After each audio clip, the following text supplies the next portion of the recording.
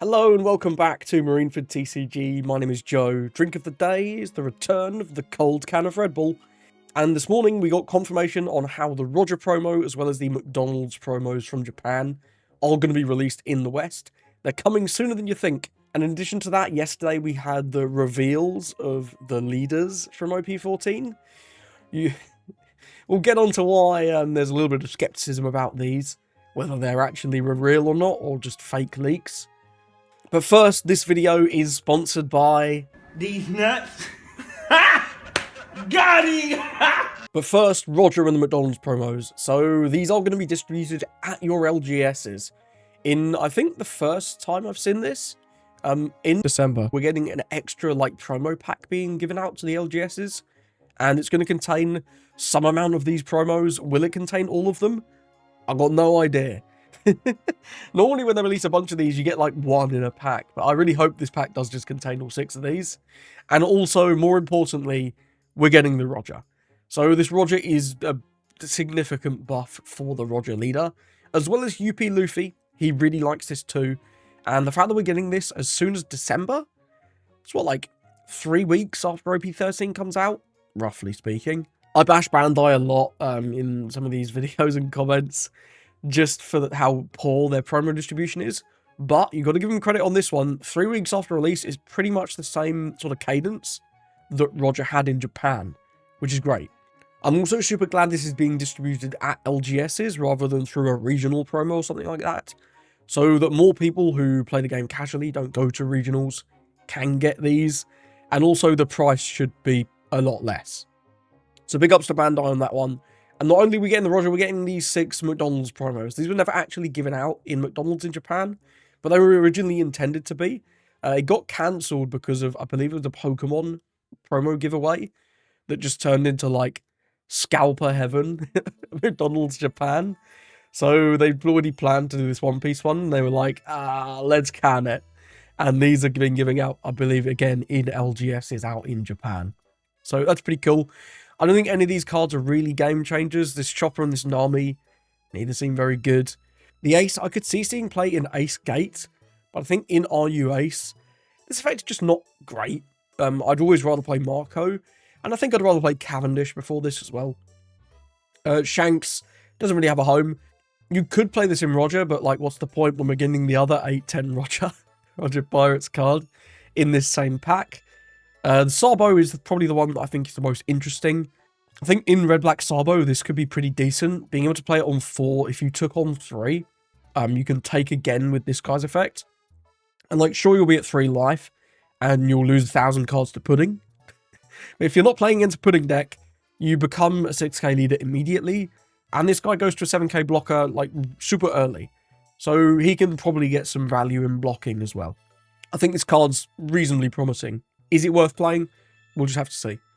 And finally, we've got this Luffy, who I don't think really has a home at the minute, but maybe in that Egghead Luffy that's coming in the Luffy starter deck, or maybe in Bonnie. I mean, this can restand the Stussy blocker. She's Egghead, which is kind of cool. I don't know. I'm not super excited about really any of these, but the Sabo is probably about the best, in my opinion. Also, hope we're going to get a pack with all 6 of these, because if this pack contains one of these, that'd be kind of cringe, but the way it looks like they're saying, it looks like you're going to get a pack of 7 cards here, which is honestly kind of fire. Big ups to Bandai on this one. So now jumping into the leaders that were revealed yesterday, and a short disclaimer before we move further on. The first two that we're going to talk about, the Mihawk and the Boa, were leaked in a Japanese magazine. Obviously not with these images, these are just English proxies that I've found to give you an easier time reading the cards. Then the 5 that we're going to talk about after the Boa, those were revealed in a very strange way. So there was an image circulating online of custom card versions of the leaders. But in the image, you can see the Boa leader and the Mihawk leader alongside the other ones. And given that we believe the magazine is usually a credible source for these leaks, and how rapidly these custom card images were circulated after the leaks of the Mihawk and the Boa, it seems likely that these effects are legit, even though the artwork and the cards themselves are not. Do note, these could be fake. The other 5 leaders could very easily be faked. It could have been someone who's who's come up with these effects in advance and has then just made themselves some custom proxies in a very short time after these reveals. But to me, it seems somewhat unlikely that someone would do that just for clout. Like, there's no monetary gain there. I suspect what's gone on is maybe there was a leak. Someone's leaked the effects to a custom card maker ahead of time. Then they've made these, and then this image has been leaked. But we don't know.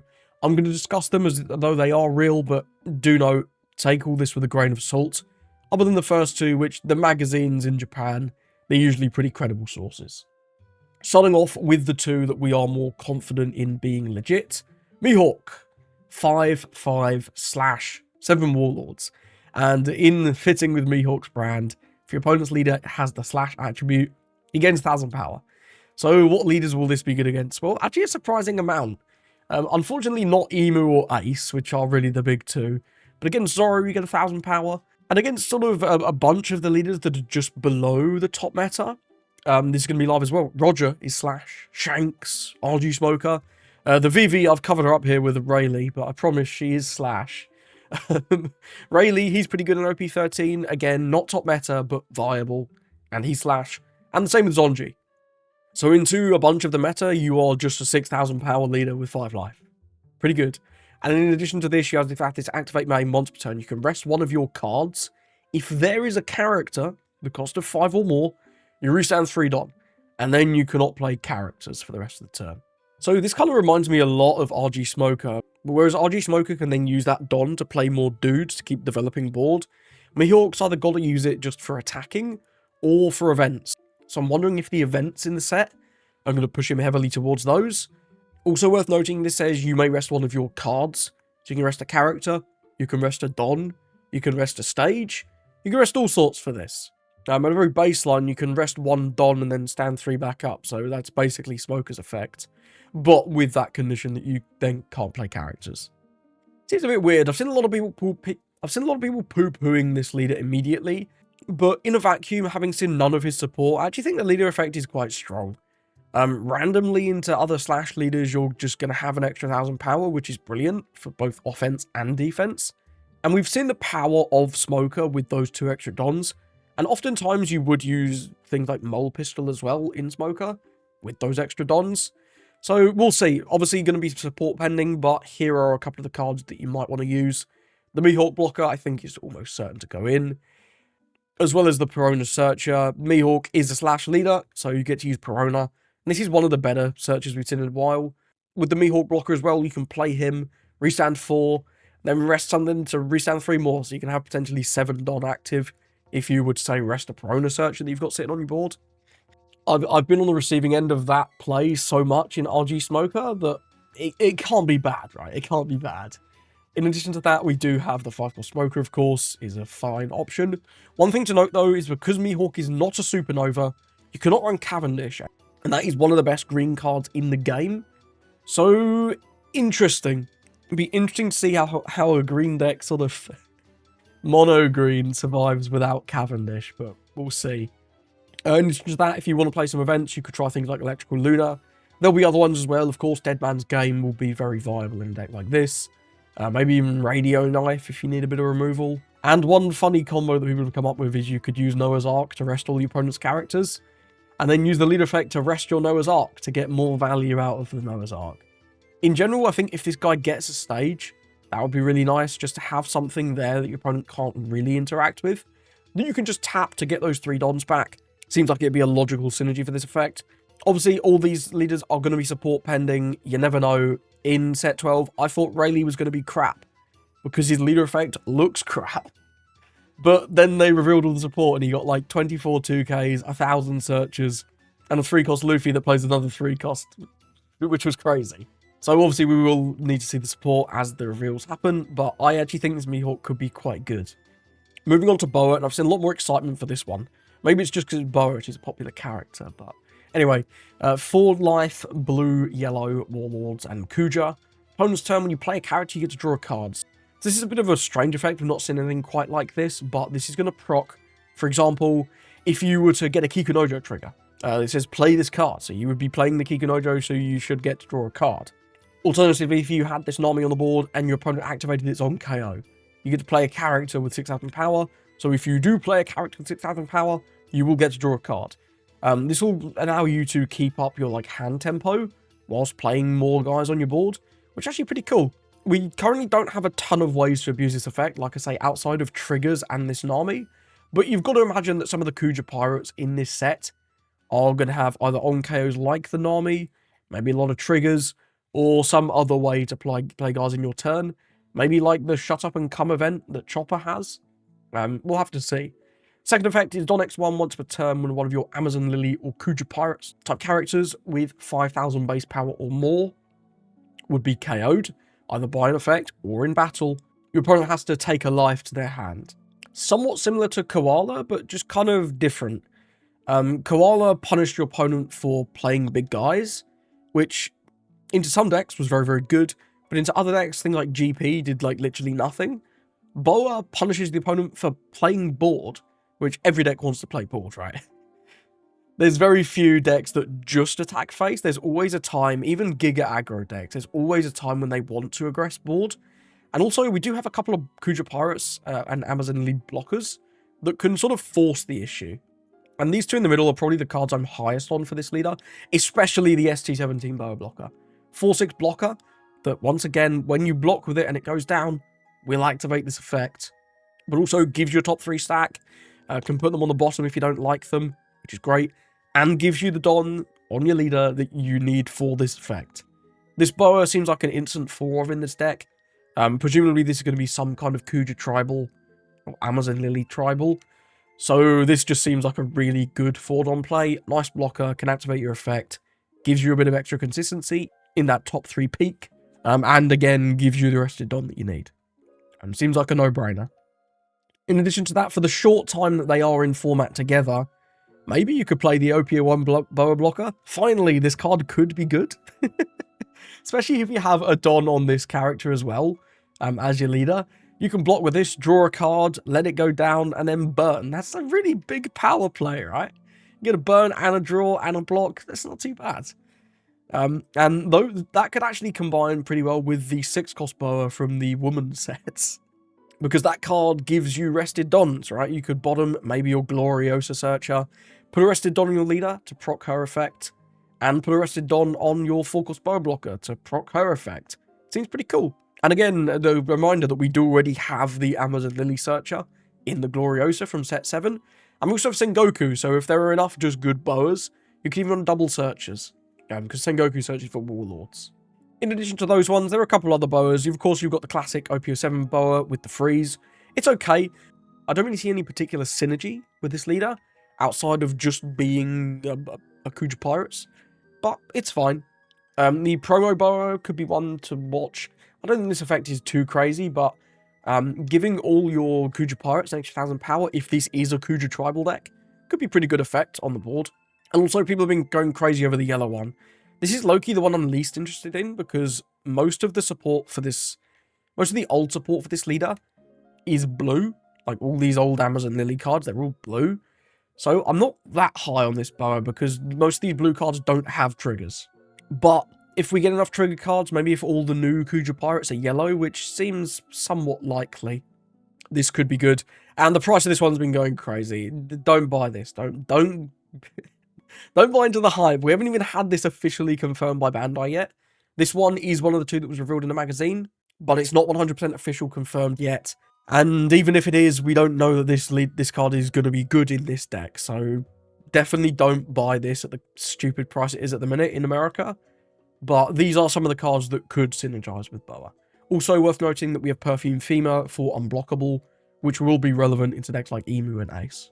Moving on, and a reminder that these next 5 leaders, all the ones after this point, are much more dubious. Again, they were revealed by a random image that someone had posted of a bunch of custom cards. So whilst these effects seem like they could very well be legit, and the fact that those other 2 leaders that were revealed in the magazine were featured in those images, bear in mind these could all be fake. However, I still think it's fun to sort of theory craft around these cards, in case they are real. If you want my personal opinion, I think it's more likely than not that they are real. But again, there is always that chance. Anyway, enough of that. Moving on, we've got this red lore, Supernovas, Heart Pirates, and Warlords. And yes, this means no Kuma leader. I was really hoping for Kuma leader too, I can't lie. I'm not a big Law fan. I think he's kind of cringe in the show. He treats everything way too seriously for me, and it's, I don't know, compared to Luffy, who's just kind of happy and chilling, Law's like, I don't know, he's kind of miserable, honestly. I'm not a Law fan. I'm not a Law fan at all. But either way, I am a fan of this effect. This is very cool. Activate main once per turn, select 2 of your Supernova or Heart Pirates type characters. Then you swap their base powers for this turn. So the core idea, I think, of this is going to be having a big rush character and then attacking with that big rush character and then putting that rush character's power onto something smaller so that you get like a double dip on that big character's power. And yes, I know this Tenko's Luffy is not a supernova. I know this is for a demonstration purposes. If we had a card like this, like a 10-11 rush with some kind of effect, you could play it, rush in, swing for 11, great. Then put that power on, let's say, for example, the 2-cost Luffy from set 1. And then he has 11,000 power as well, and you get 2 11k swings. So you get to double dip on the power of your big guy. I think this is going to be most powerful with rush, either on your big character or on your small character. If it's on your small character, you'll have to play the big character first and then use the rush of the small one on the next turn. But I think rush is going to be quite important for getting the most value out of this effect. Where this sort of falls short is currently we have no support for this. This Luffy from set 1 actually I think could be quite good. He's a supernova and you get 2 free dons as well. So if you were to play this Luffy, if he was a supernova for example, you could go 11-13. I mean, it's pretty good. The biggest character we currently have in either of these types, Supernova or Heart, is the PRB Law. And I think this card's likely to be good in the deck. It's just a very, very good red card in general. So I think you'll probably end up seeing this in Red Law if he is real. But this deck sort of seems like it will be a very aggressive deck. Somewhat similar to something like Red Sanji. Because you're not going to be going as wide as a deck like Red Rayleigh does often. But you're going to be quite good at going tall, I think. So that's why I sort of see this as more like Red Sanji than Red Rayleigh. But I think it's just really cool. I'm a big fan of this effect. I think it could be very, very powerful with the right support. Again, just big rush characters. Seems like a good start. And God forbid if they give this like a 1-2 searcher that you can then put a big power bump onto your little searcher to get extra swing. That could be insane. But either way, until we get the support, we're going to have to hold judgment on this. But I really like the effect. I think it's very cool. Next up, we've got, I think, my favourite of these leaders. Is Black Yellow Gecko Moria, Warlord's Thriller Bark. And he has 2 really quite interesting effects. Activate main once per turn, you can make KO one of your Thriller Bark Pirates characters. Your leader and all your characters gain 1,000 power for the turn. So this is, I think, going to synergize very, very well with this stage. The stage was always a card that I've really wanted to work in Black Moria. But it just kind of hasn't. We don't really have good enough 2 costs to warrant really playing this. But a lot of the old 2 costs do have pretty cool on KOs. I mean, Jigoro of the Wind as a very baseline gives something 1,000 power for the turn. So you could resummon this with the stage and then just KO him immediately. Get 1,000 power buff across the board. And 2,000 for your leader, for example. If you want to put Jigoro's effect on your leader. That's not bad for 1 Don, right? If you got, say you got 4 characters on the board. You pay 1 Don to resummon Jigoro, knock him out. Well, then you've got 6,000 power buff out of that play. Seems pretty crazy. Obviously, that relies on you having a wide board and the stage and Jigoro in the trash. But you can also play something like a Nupe. He has the on-play and on-KO to give you a bunch of cycle. And being a black deck, there's going to be some amount of resummons. And we also got that Perona from the Heroine set that can summon a 2. So again, that could maybe summon Jigoro. You can, even if you don't have the stage, you could play the Perona to summon Jigoro and then KO immediately to get the effect. Kind of nice. He also has a second effect when attacking, trash 3 from your hand to get a heal. 3 cards is really expensive. I struggle to see how you're going to build around this unless they print a 2-cost Thriller Bark, or even a 4-cost one, I guess, that has like on KO draw a card. If you can find a way to reliably draw extra cards through this first effect, maybe that can help you pay for the second effect. But still, Trash 3 is very, very expensive, right? I mean, this, although it is worth noting, this has no Don cost. You don't need to have Dons on your leader. You don't need to rest Dons. So, I mean, at a very baseline, if you're about to lose a game, you could use this as a Hail Mary trash 3, but you get a heal, and maybe that could get you out of a pinch. I'm not super high on this effect, but if we get enough sort of like on KO draw cards in this archetype, I think you could maybe make use of this semi-reliably. I really like the direction of this, and I think it's somewhat likely that we get some yellow thriller barks in this set. And I really hope they work with the stage, because I've wanted to make this stage work for a long time, and this gives me hope. Maybe it's cope, but this gives me hope. Moving on to Purple Doflamingo, Mono Purple, 5k5 life, Warlords Don Quixote, nothing funky. And on your opponent's attack, once per turn, you can do Don -1, select your leader or one of your Don Quixote Pirates type characters, and then change the target of that attack to that card. This is kind of like Oh Come Away in Purple Crocodile type decks, but inbuilt on your leader for Don -1. It's going to let you, for example, put a smaller swing, maybe like a 7k, just target into your 8-cost Dofi, so it just fails. Or if your opponent does a really big swing, maybe they're trying to clear your Rosinante by swinging like 10, well, you could use the effect to go, actually you're targeting my Sugar Searcher, incredible work, to potentially save some of your characters. Or you could even just target into your leader. If your opponent's trying to starve you, well, they're not anymore, because you just changed the target of the attack to your leader, and you took a life, incredible work. It seems like a really tricky effect that a skilled pilot will get a lot of value out of. Obviously, we don't have too many crazy on KOs right yet in the Don Quixote Pirates type, but I think in this set, we're likely to at least get a couple, right? Although I think they do need to be careful with this, because if you could activate like some crazy on KOs with this, it could be too much. The Purple Don Quixote engine is already pretty reasonable. You've seen it in Purple Luffy, you've seen it in a Blue Purple Luffy. So more Don Quixote Pirates cards could not only buff this leader, but potentially Purple Luffy or UP Luffy as well, increase the consistency of that Don Quixote engine in those decks. So I'm pretty hopeful for this one. This effect seems really, really simple, but also really, really like versatile. In addition, a couple of fun little bonuses you get. In a similar way to Blue-Green Rosinante, you can just target your opponent's Zoro leader's attack into your leader, and then they don't have their leader effect online. Incredible. It very much reminds me of that Rosie, which I suppose is quite on brand, because they're both Don Quixote Pirates. Also, Roger. Roger is everywhere in OP13. But this effect not activating blocker, but being a redirect, means that if Roger is on the board and someone's at 0 life, you can still get out of a swing by, say, changing the target of your opponent's Roger's swing into your life for lethal. You can go, nope, actually you're targeting my 8-cost Dofi, and I live. Incredible work. So that's a pretty nice little play you could do there. Next up, we've got potentially the most abstract one, Black Crocodile, Warlords, and Baroque works. All of your opponent's characters cannot be removed from the field by your effects. So now Black, for a long time, has been all about removal by effects, right? Going back to set 2 when Black was introduced. There've been a few decks that have broke that mold and been more about scamming cards or increasing your own cost. But this is very unique, and he also has an activate main once per turn. You may KO one of your characters of the type, including Baroque works. Give one of your opponent's characters -10 cost for the turn, then mill 2. Now, I have to assume we're going to get a lot of effects like the old Smoker from Starter Deck 6 that do a thing if there is a 0-cost character, because this will immediately bring all those type of effects online.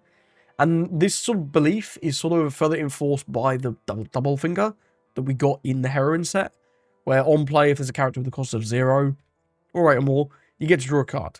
In addition to her, we also got a Valentine in EBO3 who has on play mill 3 and on KO draw 1. So this makes me wonder, why are we doing so much milling? We're doing a lot of milling with this leader. The leader mills, this Valentine mills, this double finger mills on KO. Are we going to play these cards? Who knows? But there's clearly an inherent like focus on mill in this deck. Is this going to be self-mill? I hope not. We just got rid of Nami. Don't bring her back in the form of Crocodile. What I'm guessing is more likely is there's going to be some element of resummoning in this deck. Maybe there's a big Crocodile somewhat reminiscent of the 8-cost Moria that can bring back some Baroque work types characters from the trash. And obviously cycling through these is what they want you to do. Maybe on 2 you play the Valentine, you get some mills. On KO you draw one back so you didn't go negative. Then on 4 you can play the double finger. Because you've used your leader effect, assuming your opponent played a character on 3, her on play will fire, so you get to draw one. Again, you don't lose any cards by playing this out. And then you can attack with her and use the on-K on the following turn to set up for something else. Until we know more about this strategy, it's very hard to establish what it is or how good it's going to be. But I think this is actually kind of cool, and I think it has potential. Just depending on what effects we get that are based on there being a 0 cost. But I really do hope this isn't just self-mill, because this looks potentially quite cringe if it is. I mean, even on just these, right? That's what, a mill 3, 3, 4, because you draw 1, 5, 6, 7, 8, 9. No, it can't be. That's like 11 mills on your 2 and 4 Don turn with this effect. There's no way this is self-mill. But that is a serious amount of millage. And if you are needing to set up big combos in your trash, it's going to be pretty easy, I think. Finally, Jinbei, and this is perhaps the leader we really know the least about. Activate main, you can trash 1 card from your hand, give 2 rested Dons to one of your Fishman or Merfolk type leader or characters. And this guy's Fishman, Warlords, and Sun Pirates, not Straw Hat Crew. You take that Straw Hat Crew out of your mind.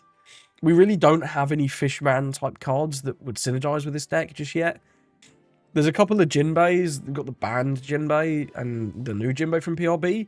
But he searches for Warlords, and if the deck is focused more around Fishman and Merfolk, that doesn't really make sense. The main combo I've seen so far is just Perfume Femur. On your 10 odd turn, if your opponent's a 0, you could play like 4 Perfume Femurs. Then use this effect 4 times. Because no, this isn't once per turn. You can just keep trashing cards to give more rested Dons. And then swing, what it'd be like, 23?